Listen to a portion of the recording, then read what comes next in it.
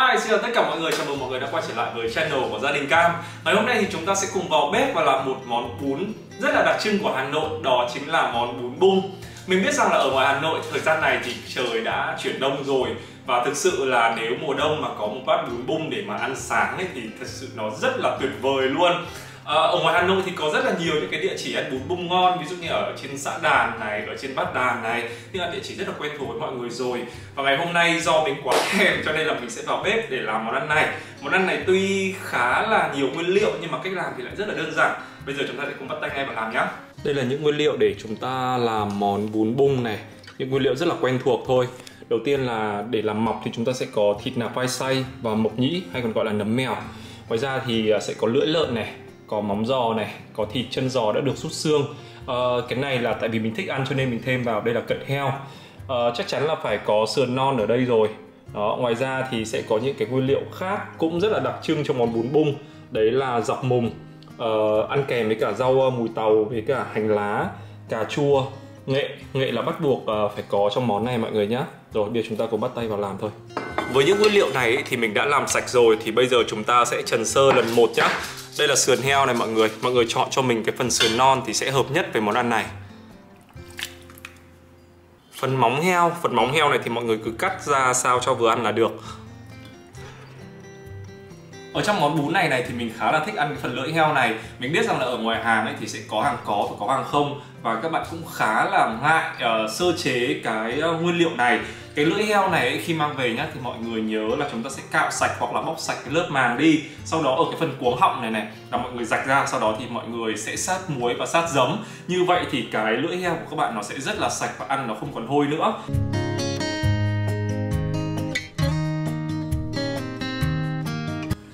Các bạn sẽ cho vào đây một xíu muối nhé. Các bạn sẽ đun cái hỗn hợp này đến khi nó sôi lên là được. Với phần thịt chân giò rút xương ấy thì mọi người sẽ để riêng ra để một chút nữa chúng ta luộc. Bây giờ thì mình sẽ sơ chế đến phần cật heo này. Cái cật heo này nếu mà chúng ta sơ chế mà không chuẩn ấy thì nó sẽ rất là hôi. Bây giờ các bạn sẽ bổ đôi cái quả cật này ra. Khi bổ đôi quả cật này ra thì mọi người sẽ thấy cái lớp màng này đúng không? Các bạn sẽ lọc sạch những cái màng hôi này đi. Đây chính là nguyên nhân để khiến cho cái cật nó bị hôi đấy mọi người. Mọi người cứ kéo này, một tay mọi người kéo, một tay mọi người dùng dao, mọi người lách vào cái này, tại vì cái này nó rất là dai. Đấy, mọi người cắt đi thì chúng ta sẽ cắt được cái phần trắng như thế này.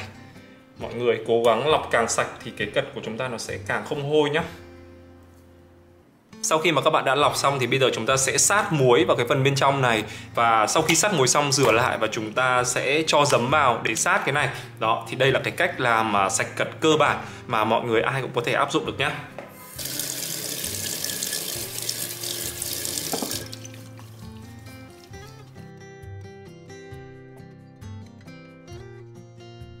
Sau khi mà phần sườn này, móng với cả lưỡi nó sôi như này rồi thì chúng ta sẽ bỏ ra, đổ cái nước này đi và rửa lại các nguyên liệu mọi người nhé.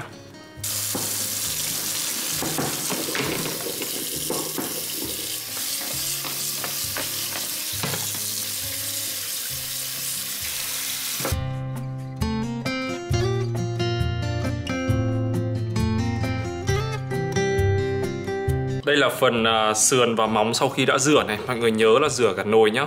Nghệ mà mình đã gọt vỏ rồi, các bạn sẽ cho vào giã và chúng ta sẽ vắt lấy cái nước nghệ này nhá. Đó, sau khi mà giã nghệ xong thì mọi người sẽ cho nước vào và chúng ta sẽ vắt lấy cái nước nghệ nhá. Này, làm xong, cái gì liên quan đến nghệ, tay cũng tè le hết.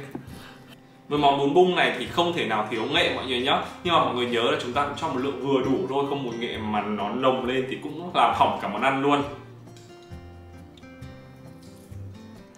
Các bạn sẽ nêm vào đây là một muỗng canh hạt nêm này, 1/2 muỗng canh bột canh để cho nó được đậm đà. Sau đó thì các bạn sẽ cho lên bếp để xào sơ cho cái phần móng cũng như là phần sườn này nó được thấm gia vị, nó rất là đậm đà. Đó, cho mọi người đi nhìn bắt đầu lên màu nghệ này. Nhìn ở trên máy ảnh không rõ lắm nhưng mà nhìn ngoài màu hơi ngả vàng đẹp lắm. Sau đó thì các bạn sẽ cho nước vào trong nồi để chúng ta bắt đầu ninh và nấu phần canh thôi. Các bạn sẽ cho luôn cái lưỡi vào trong phần này để nấu nhá. Và cả phần thịt chân giò rút xương nữa. Wow, siêu chất lượng. Bây giờ thì chúng ta sẽ nấu nồi nước dùng này. Thì các bạn sẽ phải căn giờ nhé. Tại vì với mỗi nguyên liệu thì cái độ chín nó sẽ khác nhau. Ví dụ như là lưỡi và cái thịt chân giò ấy, thì các bạn sẽ nấu trong khoảng tầm từ 40 đến 45 phút.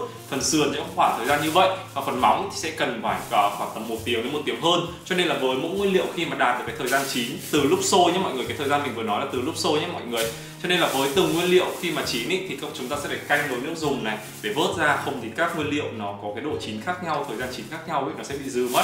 Bây giờ mình sẽ quay sang xử lý cái đống này. Đây là dọc mùng hay trong này cũng gọi là bạc hà. Thì đầu tiên là các bạn sẽ tước cái phần đây này, các bạn thấy không? Các bạn sẽ dùng dao các bạn tước cái phần lớp vỏ ngoài của cái dọc mùng này đi. Chúng ta sẽ tước, sau đó thì chúng ta sẽ thái miếng vừa ăn là được nhá. Cái dọc mùng này tại vì mình đang phải đeo găng tay này, tại vì là sẽ có nhiều người bị ngứa ấy. Như mình chạm vào là mình sẽ bị ngứa, cho nên là mình phải đeo găng tay để cho nó đỡ ngứa. Đấy, các bạn cứ tước sạch nó đi nhá, cho nó lộ cái phần bên trong này đó, ra. Đó, cái dọc mùng này thì rất là xốp. Sáng nay mình mua được cái cây dọc mùng khá là ngon. Bạn cứ tước đi, tước hết cái phần vỏ ngoài của nó.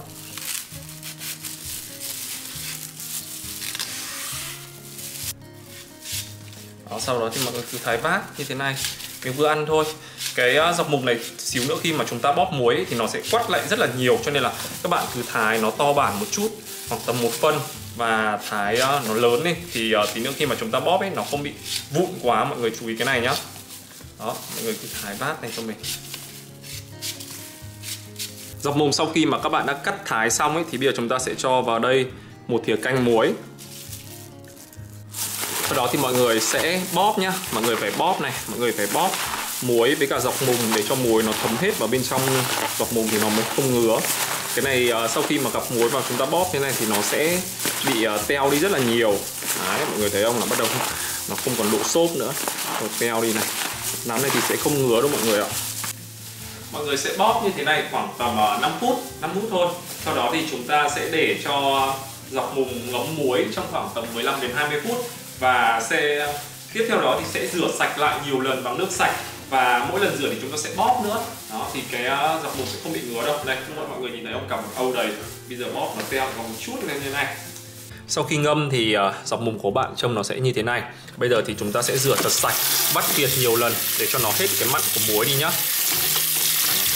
Mọi người cứ bóp với dòng nước như thế này.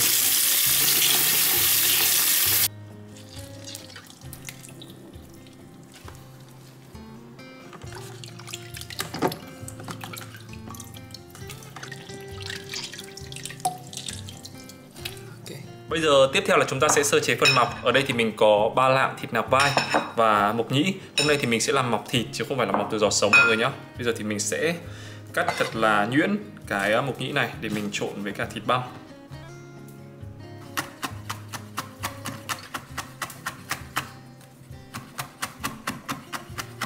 Các bạn sẽ nêm vào phần mọc này là 1/2 thìa canh hạt tiêu nhé. 1/2 thìa canh hạt nêm. Cái mọc này ấy, nếu mà các bạn cho hạt tiêu vào ăn nó mới ngon, với cả nó mới chuẩn cái vị mọc. Đó. Sau đó thì các bạn nặn thành những viên vừa ăn là được. Đó. Các bạn cứ nặn hết để ở ngoài này. Chút nữa sau khi món ăn chín thì chúng ta cho mọc vào thôi. Cập nhật một chút nồi nước dùng. Đây, các bạn sẽ thấy nó có màu vàng nhạt của nghệ. Bây giờ chúng ta sẽ luộc đến khi lưỡi với cả thịt chân giò rút xương chín thôi thì sẽ bỏ ra, và sau đó thì chúng ta sẽ đun tiếp đến khi nào mà sườn với cả móng nó mềm ra là được mọi người nhé. Đây, phần thịt chân giò sau khi mà đã luộc xong, mọi người chuẩn bị cho mình một cái bát nước lạnh có đá như thế này để lập tức chúng ta cho thịt vào. Thịt nó sẽ săn và nó sẽ không bị thâm mọi người nhé. Tương tự như vậy, cái phần lưỡi mọi người cũng sẽ làm như thế nhé. Mọi người cũng sẽ cho vào. Đó, bát nước lạnh này như thế này. Để cho hai cái này nguội hoàn toàn một chút nữa chúng ta thái nó cũng sẽ dễ hơn nữa. Trong này thì là móng và sườn. Mọi người có thể thử xem là nếu mà sườn với cả móng cũng đã mềm rồi ấy thì chúng ta nên nếm lại nồi nước dùng thôi là xong. Sau khi mà các bạn vớt hết thịt với cả sườn ra ấy, mà nếu mà nồi nước dùng của các bạn nó bị ít quá thì các bạn có thể chế thêm nước sôi nhá. Mọi người chú ý là phải là nước sôi nha. Rồi bây giờ thì chúng mình sẽ cho mọc vào. Các bạn cứ cho các viên mọc này vào đến khi nào nó nổi lên thì có nghĩa là nó đã chín nha. Đó. Rồi, mọc đã chín. Trông rất là hấp dẫn luôn. Nói chung là ăn cái bún bung này này mà thiếu mọc thì sẽ rất là thiếu vị. Đấy, bây giờ mình sẽ bỏ ra để riêng ra một cái bát. Rồi tí nữa mình xếp vào trong bát bún thôi. Mọi người sẽ nêm nếm lại nồi nước dùng nhá. Ở đây thì mình dùng hạt nêm,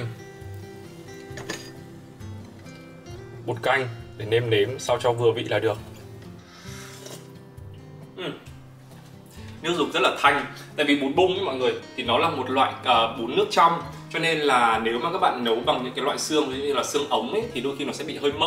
Nhưng mà nếu mà chúng ta nấu bằng những cái loại sườn này hay là loại móng thì cái độ thanh và cái hương vị nước dùng ấy nó sẽ cho ra rất là khác. Bây giờ sau khi mà các bạn đã nêm nếm xong rồi thì chúng ta sẽ cho thật là nhanh cà chua vào. Cái này cà chua thì mình biết là sẽ có quán cho, có quán không cho, nhưng mà tại vì là nhà mình rất thích ăn cà chua trong cái món ăn này. Tiếp theo là dọc mùng nhé, mọi người đã bóp, mọi người cũng sẽ cho vào nồi canh luôn và chúng ta nấu rất là nhanh lại thì là món bún này của chúng ta xong xuôi rồi. Mình biết ở nhiều nơi ấy, mọi người sẽ còn cho vào một vài quả sấu để có vị chua nhẹ hoặc là một chút me nữa, nhưng mà ở đây thì mình sẽ nấu đúng kiểu là bún bung truyền thống, là sẽ không có vị chua nhá. Ôi, mọi người nhìn nồi nước dùng hấp dẫn không? Nó có màu vàng nhạt của nghệ này. Dọc mùng với cả cà chua thì các bạn chỉ cần nấu một chút cho nó hơi chín nhẹ là chúng ta có thể chan bún được rồi. Mọi người nhìn đĩa thịt này hấp dẫn không? Thì chân giò nhá, lưỡi nhá, móng với cả sườn. Còn bên này thì là mọc. Đó.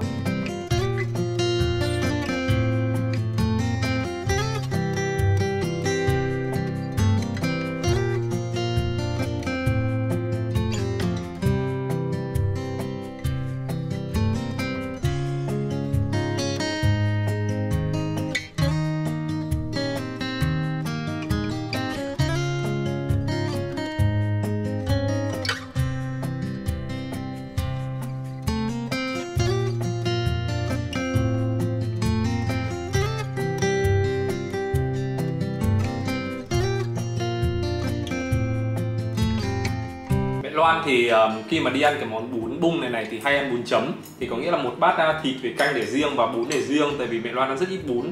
Còn mình thì mình thích ăn bún chan hơn. Đây là bát cật mình trần riêng. Món này thì sẽ ngon hơn khi các bạn chấm với cả xì dầu tỏi ớt, với cả nước chấm thần thánh của mình tự pha. Bây giờ phải có quất, nói chung món này sẽ đi hợp với quất hơn là chanh nhỉ. Mọi người nhìn thấy bát bún ấy thì bát bún nó có cái màu vàng của nghệ nhẹ nhẹ, thì chuẩn cái bún bung là nó sẽ phải có màu như thế mọi người nhá. Để xem ăn mọc. Mời cả nhà ăn nhá.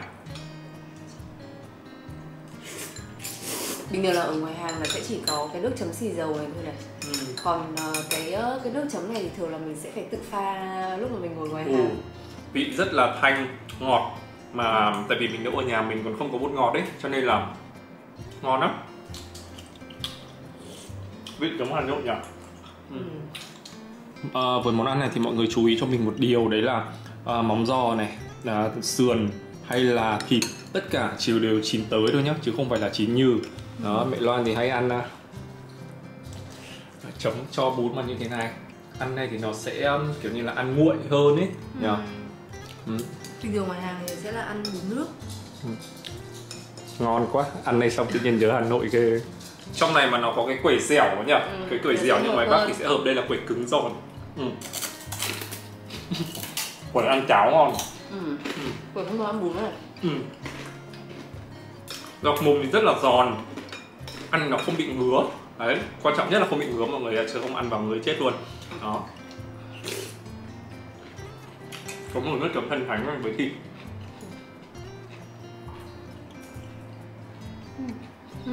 Ngon không? Ngon nè. Rồi, ok, như vậy là ngày hôm nay thì bọn mình đã cùng nhau vào bếp để làm món bún bung Hà Nội. Thời tiết Hà Nội bây giờ thì cũng đã vào mùa thu đông rồi. Nếu mà buổi sáng dậy sớm này, có một bát bún bung như thế này và thêm một ly cà phê cho bữa sáng thì thật sự là rất là hoàn hảo luôn. Ăn như thế này xong tự nhiên thấy rất là nhớ Hà Nội.